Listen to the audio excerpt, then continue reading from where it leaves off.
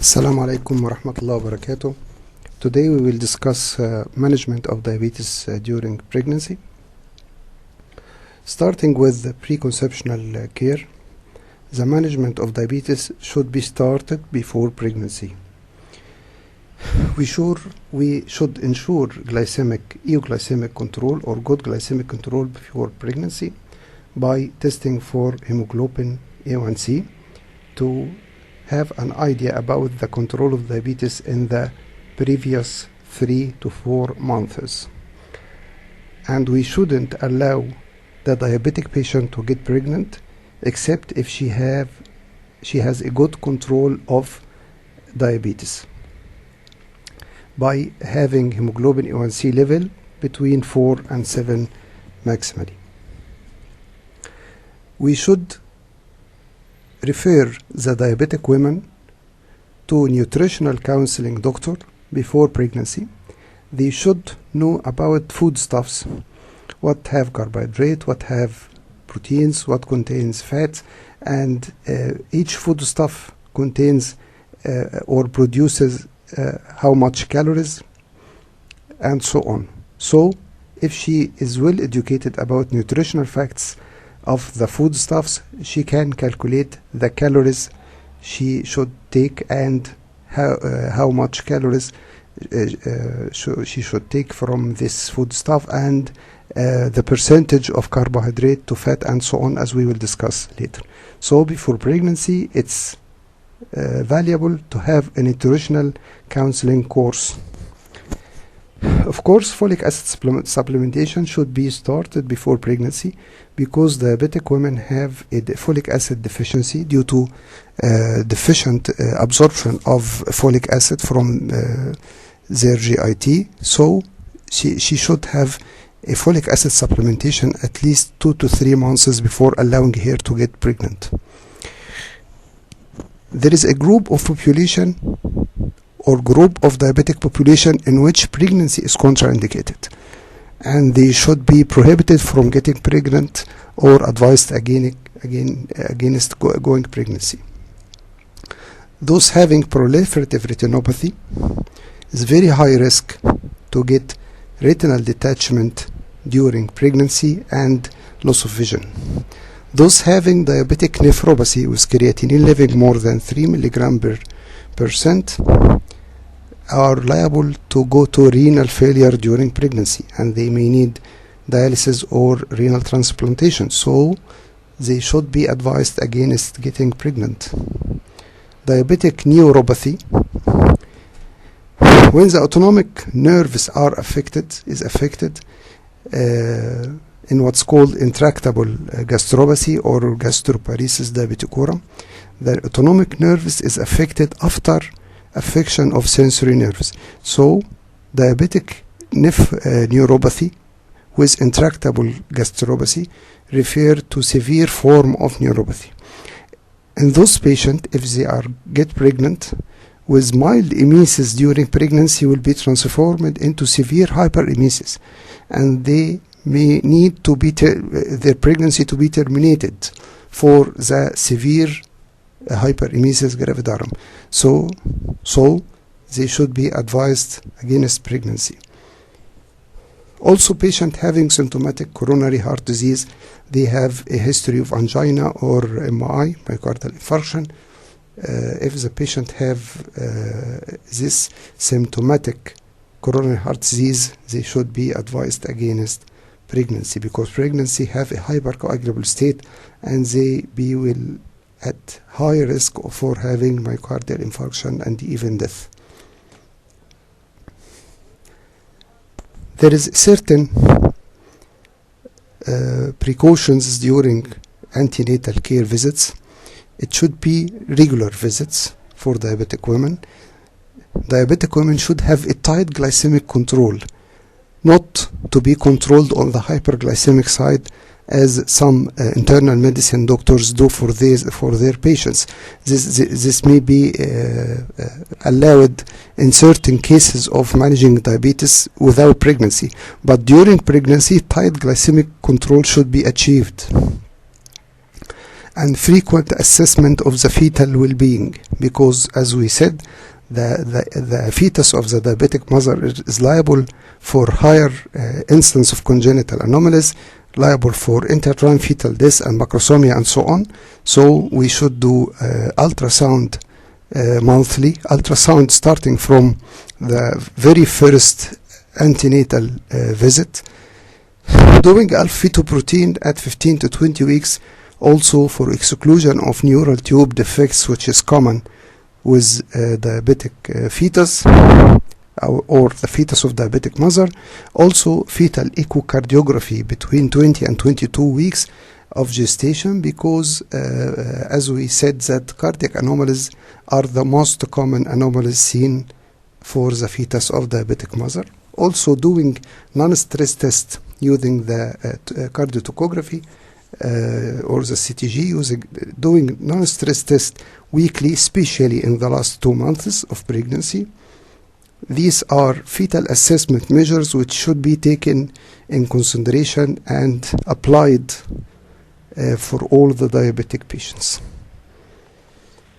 For actual control of diabetes during pregnancy, there should be integration of diet instructions, exercise, and the debate of the effect of exercise on diabetes with pregnancy, and using insulin. In diet control, the diabetic mother or diabetic woman during pregnancy should have 25 to 35 kilocalorie per kilogram ideal body weight, not for her actual body weight, but for her ideal body weight. Ideal body weight can be calculated from her height, and to adjust the body mass index between 18 and 25. So her ideal body weight could be concluded from this equation, and the calories is calculated for her ideal body weight. These calories should be 50% from carbohydrate origin, 20% from protein origin, and 30% from fat origin. She should take 3 meals and 3 snacks between meals to avoid hypoglycemia. Testing for sugar before and after meals is very helpful to her. She can understand the effect of food and foodstuffs on her blood glucose, so she could adjust the her meals and the doses of each foodstuff to avoid sharp raising of blood glucose level. Artificial sweeteners could be helpful. A high fiber and low salt diet. Low salt diet should be advised for all the pregnant diabetics, because they are at increased risk for preeclampsia. So lowering the salt in diet decrease the risk for preeclampsia. What worsens diabetes control, of course, is sugary diet, as we know, lack of exercise, certain drugs, stress of life, and smoking. Exercise during pregnancy for diabetic women have a debate. It have advantages that exercising muscle utilizes glucose without insulin, so it helps to lower the blood glucose level. It improves metabolic control, of course, and improves the mood and sense of well-being. But it has a disadvantages, as exercise-induced hypoglycemia. Severe vigorous exercise may induce hypoglycemia. Also, vigorous exercise may precipitate lactic acidosis because of the accumulation of lactic acid in the exercising muscle in vigorous exercise. Also, a vigorous exercise could divert the blood flow to the muscle from the uterus and uteroplacental circulation, so it can cause a UGR. So, exercise, mild to moderate exercise, is advised for the pregnant diabetic woman, but severe vigorous exercise should be prohibited. The third factor for control is the medication, which is insulin. There is a different types of insulin according to the onset of action, duration of action, and the peak of action. The very rapidly acting insulin is the Lispro insulin, acting very rapidly but for short duration. Then the Act Rapid, which is also rapidly acting but have onset slower than the Lispro insulin. Intermediate acting insulin, or what's called NPH insulin, and the ultra lent, which have a delayed onset of action but very, very long duration of action. Human insulin is better than bovine insulin for use during pregnancy, but bovine insulin is not prohibited. It's cheaper, so if the economic condition of the woman couldn't afford for the human insulin, we can prescribe bovine insulin, but if she can afford human insulin, would be better. The dosing of insulin, it's calculated by equation depending on her actual body weight, not ideal body weight, her actual body weight, and then divided according to Lewis or Evanovich method. When we calculate the dose for the mother, Lewis advised to be divided into 2/3 and 1/3. The 2/3 are given before breakfast, and it should be intermediate to regular or rapidly acting insulin 2:1. In the market, this is called Mixtard 50/50. Sorry, Mixtard 70/30. And before dinner, she should have the remaining third of the dose, using an insulin NPH to regular is 1:1, or what's called Mixtard 50/50. So in Lewis method, she will take 2 shots of insulin, 2/3 of the dose. For example, we calculate that she will have 60 international units of insulin, for example. Then it's divided into 40 units taken in the morning and 20 units taken before dinner, 2/3 and 1/3. The 2/3 from insulin Mixtard 70/30, NPH to regular 70/30, and the dinner dose, which is the third of the dose, 1/3 of the dose, it should be from insulin 50/50. This is according to Lewis method. Another method, which is Ivanovich, he resembles the way of Lewis in using 2/3 of the dose at the morning before breakfast, using the same insulin, having the same percentage, NPH to regular 2:1, and before the remaining third dose should be divided into 1/6 and 1/6 of the dose. Before lunch, she should take 1/6 of the dose using regular insulin, and before dinner 1/6 using NPH insulin. We could use continuous insulin infusion pump, but it's not cheap. It's very expensive and needs adjustment, and it's not available in the Egyptian market, and it's not affordable, so it could be used when available. How to calculate the dose of insulin for those pregnant women? We depend on her actual body weight. We give her 0.6 to 0.7 international unit per kilogram of the actual body weight. For example, if she is 100 kilogram body weight and we are going to give her 0.6 to 0.7 for kilogram, so we should give her from 60 to 70 international unit per day. This is applicable for the woman, for the pregnant woman in the first half of pregnancy, first 20 weeks of pregnancy.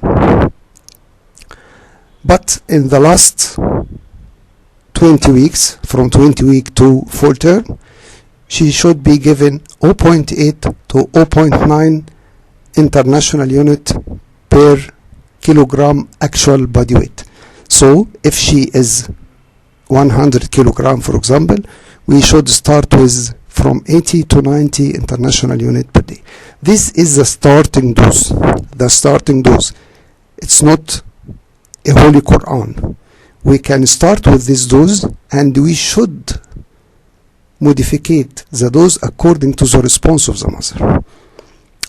We agreed that management depends on diet, exercise, and insulin.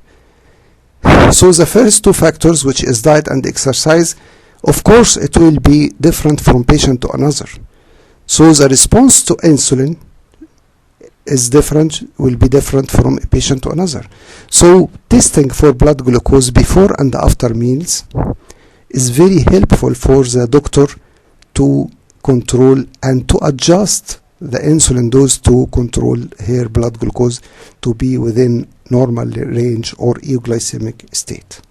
So it's very helpful to ask the patient to test before and after meals and record these testings in a table, and for each antenatal visit she comes with the table showing her blood glucose levels, and you can manage or manipulate the insulin dose upon this her response.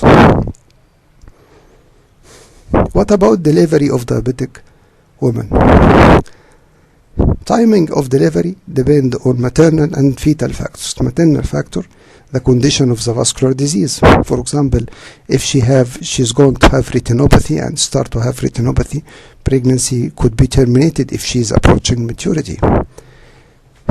If she is going to have renal failure and her creatinine level is elevating and she is approaching maturity, she could be delivered early, and so on. So the condition of the vascular disease have a factor, is an important factor for timing of delivery. Also the state of glycemic control. Some patients have difficulty in controlling her blood glucose level. Shooting blood glucose, and when you increase the insulin dose, she have attacks of hypoglycemia. So some patients, especially near the end of pregnancy, could have a difficult glycemic control. So this could be a factor, that one of the determining factor for the timing of her delivery. Also the obstetric history. For example, a patient having recurrent intrauterine fetal death at 37 weeks, for example, we should start considering delivery just after the lung maturity, after 34 to 35 weeks, and testing for lung maturity and fetal maturity, and we could deliver here early, even if the baby will be incubated, to avoid the repeated intrauterine fetal deaths, for example. This is also a factor which should be taken in consideration. Also fetal factor, including maturity, of course, estimated fetal weight calculated by the ultrasound, the biophysical profile, and the non-stress test, which are tests to evaluate for fetal well-being. If we have fetal stress, we could deliver the patient early. What about the mode of delivery? The mode of delivery, vaginal delivery is allowed, of course, in diabetic women, unless it's contraindicated for obstetrical cause.